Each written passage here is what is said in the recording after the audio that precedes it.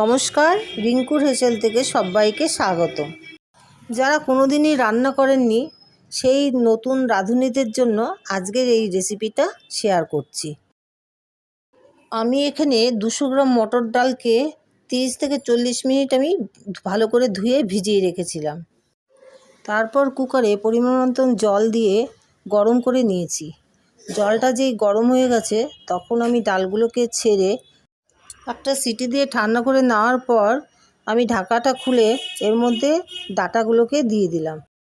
এখানে আপনাদেরকে একটা ট্রিক আমি শিখিয়ে দিচ্ছি। কুকারে যখন ডাল আর জল একসঙ্গে দেবেন তখন অল্প একটু নুন, সর্ষের তেল আর হলুদ দিয়ে কুকারে ঢাকাটা দিয়ে দেবেন। দেওয়ার পরে দেখবেন যে সিটি দেওয়ার সময় ওপরে জল উপচে পড়ছে না।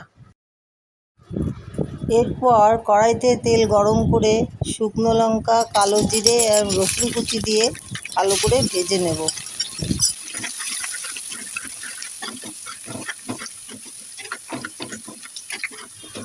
ভাজা হয়ে গেলে সিদ্ধ করে রাখা ডাল আর ডাটা ঢেলে দিয়ে দেব।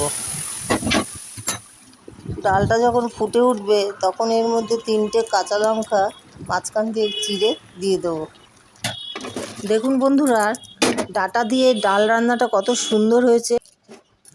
আমার এই ডালের রেসিপিটা প্রথম থেকে শেষ পর্যন্ত দেখার জন্য অসংখ্য ধন্যবাদ।